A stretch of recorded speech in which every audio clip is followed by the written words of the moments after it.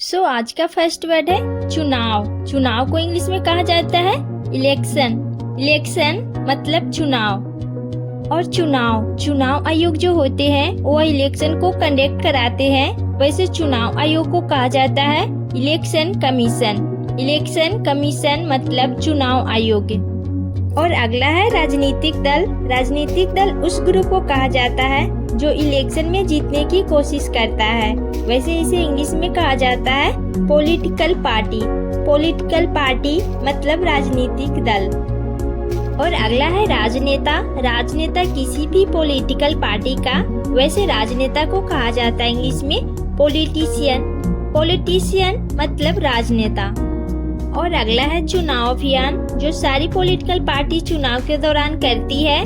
वैसे चुनाव को कहा जाता है इंग्लिश में इलेक्शन कैंपेन। इलेक्शन कैंपेन मतलब चुनाव अभियान। और चुनाव चिन्ह जो देखते हैं आप किसी भी पॉलिटिकल पार्टी का, वैसे चुनाव चिन्ह को कहा जाता है इंग्लिश में इलेक्शन सिंबल। इलेक्शन सिंबल मतलब चुनाव चिन्ह। और नेक्स्ट है नारा। नारा जो होता है किसी भी राजनीतिक दल का, वैसे उसे कहा जाता है स्लोगन। स्लोगन मतलब नारा। और अगला है घोषणा पत्र। घोषणा पत्र जो देख रहे हैं आप, ये राजनीतिक दल निकालती है कि वो फ्यूचर में जब जीत जाएगी तो क्या क्या करेगी, तो ये सब लिखा होता है घोषणा पत्र में। वैसे घोषणा पत्र को कहा जाता है इंग्लिश में मैनिफेस्टो। मैनिफेस्टो मतलब घोषणा पत्र। और अगला है विपक्षी दल। विपक्षी दल जो होती है वह किसी पार्टी के अगेंस्ट में खड़ी रहती है। वैसे विपक्षी दल को कहा जाता है ऑपोजिशन पार्टी। ऑपोजिशन पार्टी मतलब विपक्षी दल। और नेक्स्ट है मतदान। मतदान इलेक्शन में जो आप करते हो किसी व्यक्ति के पक्ष में या विपक्ष में, वैसे मतदान को कहा जाता है वोट। वोट मतलब मतदान। और अगला है मतदाता। मतदाता जो वोट को करता है, वैसे मतदाता को कहा जाता है इंग्लिश में वोटर। वोटर मतलब मतदाता। और नेक्स्ट है वोट डालना। वोट डालना या मत देना, इसे कहा जाता है इंग्लिश में कास्ट वंस वोट। और यहाँ पे आप वंस की जगह माई और ऐसे यूज करेंगे। जैसे अब इसका एक एग्जाम्पल देखते हैं। मैंने अपना वोट दिया या वोट डाला, तो आप इसे इंग्लिश में सुनाएंगे आई कास्ट माई वोट, मतलब मैंने अपना वोट डाला। और यहाँ पे मैं आपको बता देती हूँ, कास्ट की तीनों ही फॉर्म कास्ट होती है, इसीलिए मैंने यहाँ पे कास्ट का यूज किया है। और अगला है मताधिकार। मताधिकार का मतलब होता है मत देने का अधिकार जो लोगों को होता है। वैसे मताधिकार को कहा जाता है इंग्लिश में फ्रेंचाइज। फ्रेंचाइज मतलब मताधिकार। और अगला है मतदान केंद्र। मतदान केंद्र जो देख रहे हैं आप, ये एक बिल्डिंग होती है जहाँ पे आप जाकर वोट करते हैं, तो वैसे इसे इंग्लिश में बोला जाता है पोलिंग स्टेशन, या फिर आप बोल सकते हो पोलिंग प्लेस, दोनों ही इसे बोला जाता है। और अगला है मतदान कक्ष। मतदान कक्ष कुछ इस तरीके का होता है जैसे कि आप देख रहे हैं, वैसे इसे इंग्लिश में कहा जाता है पोलिंग बूथ। पोलिंग बूथ मतलब मतदान कक्ष। और अगला है डाक द्वारा मत।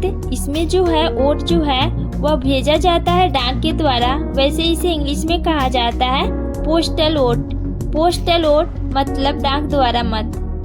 और अगला है मतपत्र। इसमें गुप्त लिखित मतदान होता है, एक कागज की पर्ची पर जिसपे जो लोग अपना मत व्यक्त करते हैं, तो उसे कहा जाता है मतपत्र। वैसे इसे इंग्लिश में कहा जाता है बैलेट।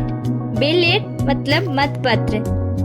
और ये जो मशीन जो देख रहे हैं आप, जिसके थ्रू आप वोट देते हैं, वैसे इसे इंग्लिश में कहा जाता है electronic voting machine.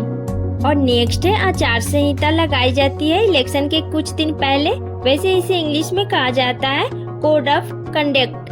Code of conduct मतलब आचार संहिता। और नेक्स्ट है गठबंधन। गठबंधन जो की जाती है चुनाव के दौरान, पॉलिटिकल पार्टी कराती है। वैसे गठबंधन को कहा जाता है इंग्लिश में अलायंस। अलायंस मतलब गठबंधन। और महागठबंधन।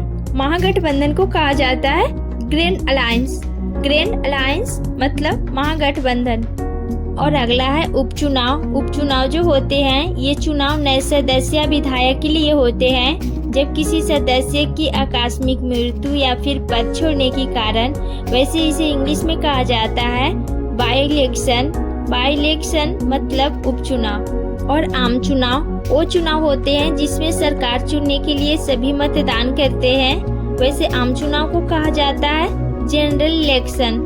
जनरल इलेक्शन मतलब आम चुनाव। और नेक्स्ट है वाद विवाद। वाद विवाद या बहस ये सदस्य में होती है। वैसे वाद विवाद को कहा जाता है इंग्लिश में डिबेट। डिबेट मतलब वाद विवाद। और अगला है संसद। संसद जो देख रहे हैं आप वैसे इसे कहा जाता है पार्लियामेंट। पार्लियामेंट मतलब संसद। और सांसद। सांसद जो कि मेंबर होता है सांसद का तो उसे कहा जाता है इंग्लिश में member of parliament. Member of parliament जिसे आप शॉर्ट में एमपी भी बोल सकते हो। और विधायक। विधायक को कहा जाता है मेंबर ऑफ लेजिस्लेटिव असेंबली या फिर आप शॉर्ट में एमएलए भी बोल सकते हो। और नेक्स्ट है विधानसभा। विधानसभा जो देख रहे हैं आप वैसे इसे कहा जाता है लेजिस्लेटिव असेंबली मतलब विधानसभा। और नेक्स्ट है प्रत्याशी या फिर उम्मीदवार जो कि इलेक्शन में खड़ा होता है। वैसे इसे कहा जाता है कैंडिडेट। कैंडिडेट मतलब प्रत्याशी या उम्मीदवार।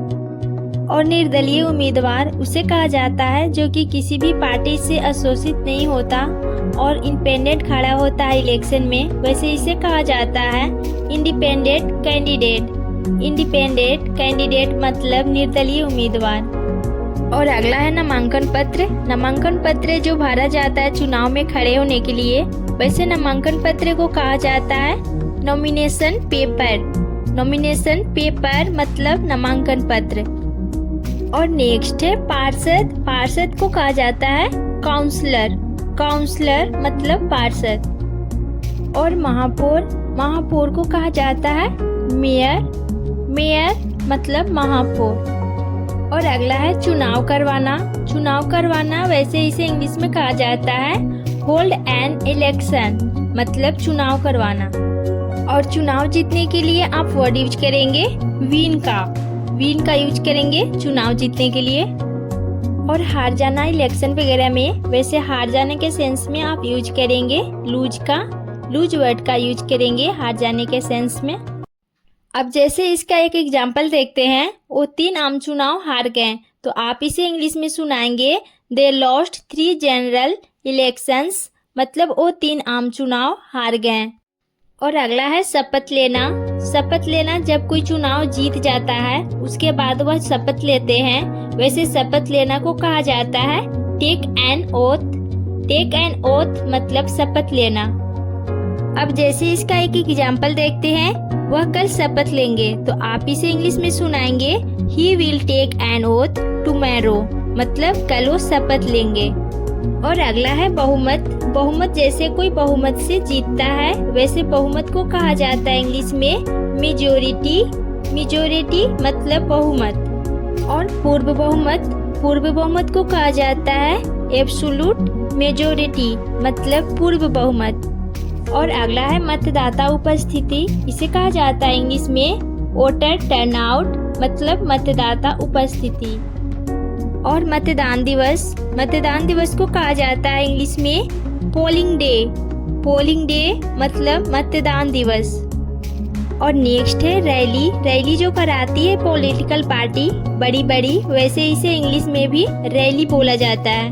और अगला है भाषण देना या संबोधित करना किसी रैली में वैसे इसे इंग्लिश में कहा जाता है एड्रेस। एड्रेस मतलब भाषण देना या संबोधित करना। जैसे अब इसका एक एग्जाम्पल देखते हैं। प्रधानमंत्री मोदी ने मध्य प्रदेश में एक रैली को संबोधित किया या भाषण दिया तो आप इसे इंग्लिश में सुनाएंगे PM Modi addressed a rally in Madhya Pradesh मतलब प्रधानमंत्री मोदी ने मध्य प्रदेश में एक रैली को संबोधित किया। और अगला है मंत्रिमंडल। मंत्रिमंडल उसे कहा जाता है जिसमें सरकार की बहुत ही ज्यादा इम्पोर्टेंट मिनिस्टर्स होते हैं और उसमें प्राइम मिनिस्टर उनके साथ रेगुलर मीटिंग कराते रहते हैं। वैसे मंत्रिमंडल को कहा जाता है कैबिनेट। कैबिनेट मतलब मंत्रिमंडल। और अगला है फेरबदल करना। फेरबदल करना ये किया जाता है मंत्रिमंडल में। इसमें क्या होता है, जो सदस्य होते हैं उनके कामों में फेरबदल किया जाता है। वैसे इंग्लिश में कहा जाता है रीशफल। रीशफल मतलब फेरबदल करना। तो फ्रेंड्स, आज के लिए इतना ही। अगर आपको वीडियो से कुछ नया सीखने को मिला हो तो वीडियो को लाइक कर दीजिए और चैनल को सब्सक्राइब करके बेल आइकन को प्रेस करना ना भूले। तो मिलती हूँ एक और नई टॉपिक के साथ। तब तक के लिए bye bye and take care.